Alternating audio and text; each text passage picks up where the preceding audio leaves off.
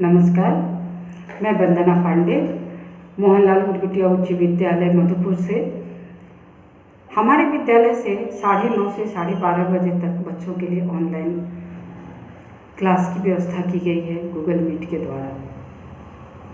लेकिन इन क्लासों में बच्चे बहुत कम संख्या में उपस्थित हो रहे हैं।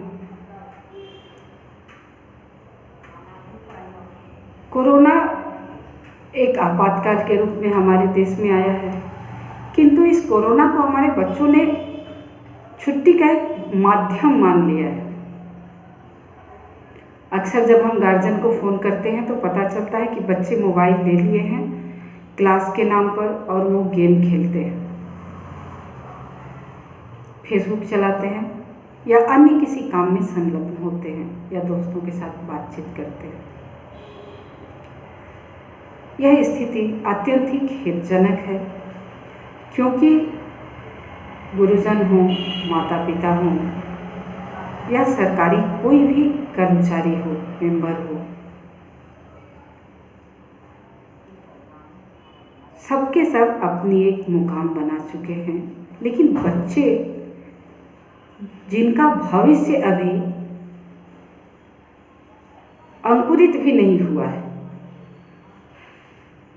अभी तो उन्होंने अपने भविष्य का बीज वपन तक नहीं किया है, और अगर अभी से वो बेईमानी करने लगे समय के साथ, अपने आप के साथ, तो उनके भविष्य का पौधा लहलहाने के बजाय बीज रूप में ही सड़कर समाप्त हो जाने की आशंका है।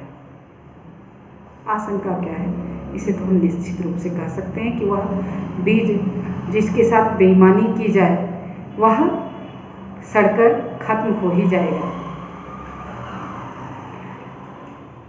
इसी उद्देश्य से मैं बच्चों को एक कहानी सुनाना चाहती हूँ, जिसका शीर्षक है बालू का पुल। बालू का पुल यह तपोदत्त नाम के एक बच्चे की कहानी है, जो बचपन में माता पिता के मारने पीटने के बावजूद भी, गुरुजनों के बहुत समझाने के बावजूद भी विद्या अध्ययन नहीं करता है, बल्कि अपना सारा समय खेल कूद में, मौज मस्ती में खत्म करता है और अंततः इस तरह से उसका समय खत्म हो जाता है और वह बड़ा हो जाता है। जैसे ही वो बड़ा होता है उसे काम की आवश्यकता पड़ती है, तो ज्ञान के बिना काम भी नहीं मिलता। दूसरे लोग उसकी बात को सुनना नहीं चाहते, समझना नहीं चाहते। जहाँ 2-4 सम्मानित लोग बैठे हैं वहाँ पर उसको बैठने नहीं दिया जाता, भगा दिया जाता है वहाँ से। तब वो मन ही मन सोचता है कि हे भगवान, यह मुझसे कितनी बड़ी गलती हो गई, मैंने तो बहुत बड़ी गलती की है। बिना विद्या अध्ययन के तो मैं ठीक उसी प्रकार हो गया हूँ जिस प्रकार की बिना मणि के सांप होता है। एक मणिधारी सांप की शोभा उसके मणि से होती है, उसी प्रकार एक विवेकशील व्यक्ति की शोभा उसके ज्ञान से होती है। अगर ज्ञान ही नहीं, विद्या ही नहीं, तो उस व्यक्ति की सार्थकता नहीं, उस व्यक्ति की उपयोगिता नहीं, सब कुछ खत्म हो जाता है।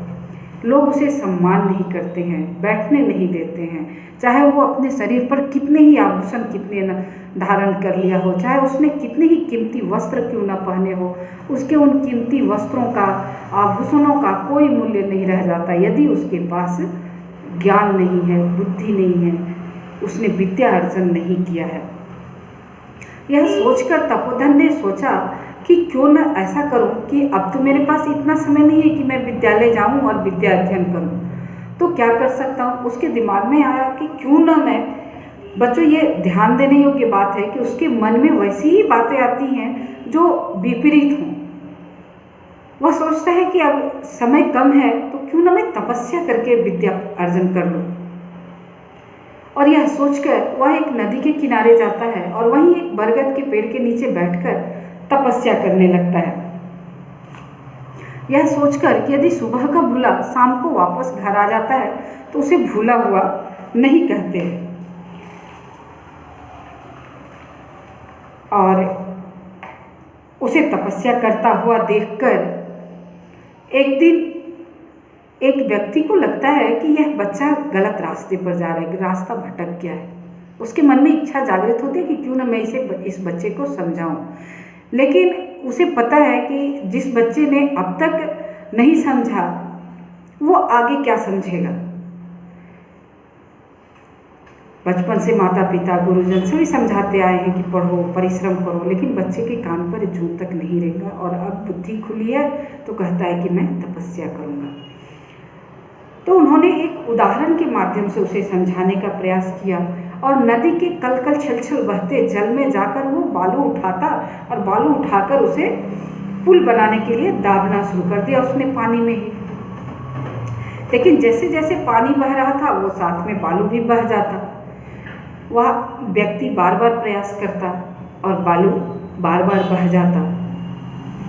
इस प्रक्रिया के दौरान जो पानी से छलछल की आवाज़ आई, पानी के छलकने उछलने कूदने की आवाज़ आई, तो तपोदत्त का ध्यान उस ओर गया और उसने सोचा कि पानी उछल क्यों रहा है, शायद कोई बड़ी मछली, मगरमच्छ या कुछ ऐसा ही जलीय जीव होगा। चलो चलकर देखता हूँ कि वहाँ पर क्या है। तपोदत्त वहाँ आया तो उसने देखा कि एक व्यक्ति है जो बालू से पुल बनाने की कोशिश कर रहा है। तपोदत्त ने उसे देखा और देखते ही हंसने लगा। इसे हंसी आ गई कि क्या बालू से भी कभी पुल बन सकता है। और उसे हंसता हुआ देखकर उस व्यक्ति ने कहा कि तुम क्या समझते हो, यदि तुम तपस्या करके विद्या पा सकते हो तो क्या मैं बालू से पुल नहीं बना सकता।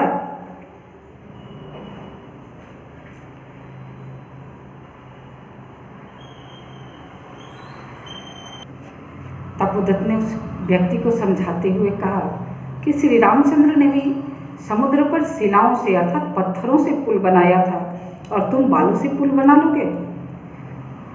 उस व्यक्ति ने कहा कि क्यों नहीं, प्रयत्न करने से क्या नहीं मिल सकता है, मैं तो बालू से ही पुल बनाऊंगा।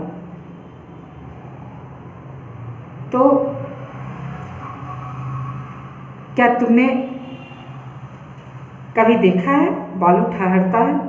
उस व्यक्ति ने कहा कि मैं प्रयत्न करता रहूँगा, मुझे पता है बालू ठहरेगा और मैं पुल बना लूँगा। तुम क्या समझते हो, मैं सीढ़ियों के रास्ते पर छत पर चढ़ने पर विश्वास नहीं करता हूँ, मैं सीधा छलांग लगाकर छत पर पहुँचता हूँ।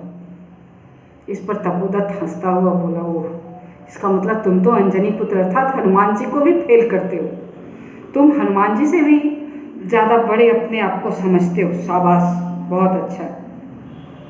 तब उस व्यक्ति ने कहा कि यदि कोई लिपि और अक्षर के ज्ञान के बिना ज्ञान का अर्जन कर सकता है, बड़े बड़े शास्त्रों को पढ़ना सीख सकता है, तो मैं बालू से पुल क्यों नहीं बना सकता हूँ और मैं बिना सीढ़ी के छत पर क्यों नहीं चढ़ सकता हूँ। अगर वह संभव है कि बिना लिपि और अक्षर ज्ञान को सीखे बिना मैं शास्त्रार्थ कर सकूं, तो यह भी निश्चित है कि मैं बालू से पुल बना सकता हूं और बिना सीढ़ियों के छत पर छलांग लगाकर चढ़ सकता हूं। उस व्यक्ति के ऐसा कहते ही तपोदत्त को अपनी गलती का एहसास हुआ और शर्म से उसका सिर झुक गया। उसने समझ लिया कि यह व्यक्ति अप्रत्यक्ष रूप से उसे ही आरोपित करके कह रहा है। और इसके बाद उसने यह समझा कि मैं जो सरस्वती का अपमान कर रहा हूँ, अर्थात सरस्वती की आराधना यह नहीं है कि हम तपस्या के द्वारा सरस्वती को कहें कि आप हमारे मन में आकर बसे और मैं ज्ञान का संपूर्ण ज्ञान का सागर बन जाऊं, बल्कि हमें सतत परिश्रम लगन के द्वारा सरस्वती की आराधना करनी चाहिए।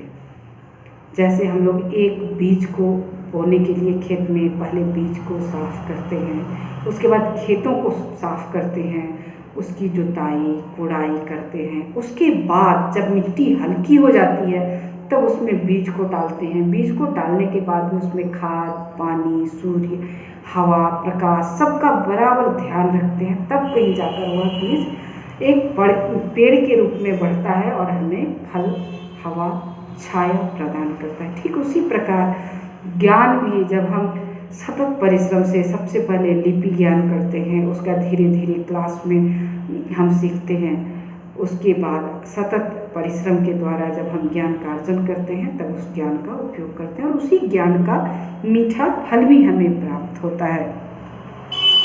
यह सोचकर और स्वीकार करके कि मैंने तपस्या करके गलत किया है, तपोदत्त वहीं से गुरु के आश्रम में जाता है और वहाँ से वह एक महान विद्वान के रूप में बाहर आता है अपने सतत परिश्रम और लगन के द्वारा। बच्चों, आप यदि मेरी इस कहानी को सुन रहे हैं तो ध्यान दें, क्योंकि समय परिवर्तनशील है, समय बदलता रहता है, गतिमान है, आगे बढ़ता रहता है। हमारी भी उम्र बीत रही है। कहीं ऐसा न हो कि हम ज्ञान प्राप्त करने की उम्र ही खो दें। इसलिए बच्चों, आप पढ़ाई पर ध्यान दें। जो कक्षाएं आपकी होती हैं उनमें नियमित रूप से आ जाएं, ताकि आप भी अपने बच्चों को कम से कम एक मोबाइल तो दे सकें। आप अपने बच्चों को कह तो सकें, एक छोटी सी कहानी तो सुना सकें कि मैंने ऐसे पढ़ा, हमारे समय में जब कोरोना आया तो इस संकट में हमने अपने आप को ऐसे संभाला। क्या कहेंगे जब आप बड़े होंगे? उस समय कहेंगे कि जब कोरोना आया उसने हमें बर्बाद कर दिया, हमने उससे लड़ने का प्रयास तक नहीं किया, हमने उस समय का सदुपयोग तक नहीं किया। अक्सर बच्चे मुझसे ये शिकायत किया करते थे कि विद्यालयों में उपस्थिति इसलिए नहीं हो पाती क्योंकि खेती का समय है, बच्चे खेती में जाते हैं। तो अब तो आप घर में हैं और आपको मात्र 2 से 3 घंटे निकालने हैं क्लास करने के लिए, तब आप क्लास करें। अगर अब भी आप क्लास नहीं करेंगे तो मेरी जाते जाते एक बात याद रखें कि जो समय का सम्मान नहीं करता है, जो व्यक्ति समय का सम्मान नहीं करता है या जो व्यक्ति समय का अपमान करता है, समय आने पर समय उसका अपमान करके चला जाता है, अर्थात जिंदगी उसका अपमान कर देती है। इसलिए जिंदगी आपका अपमान करे वहाँ उस दिशा की ओर जाने से बचें। नियमित कक्षा में आए, क्लास करें। नमस्कार, आज के लिए इतना ही। उम्मीद करती हूँ कि बच्चे और अभिभावक इस वीडियो को देखेंगे और मेरी बात को समझने का प्रयास करेंगे। मेरी आप सबसे करबद्ध प्रार्थना है कि बच्चे और अभिभावक दोनों ऑनलाइन कक्षाओं के प्रति सचेत रहें, जागरूक रहें और कक्षाएं करते रहें, वरना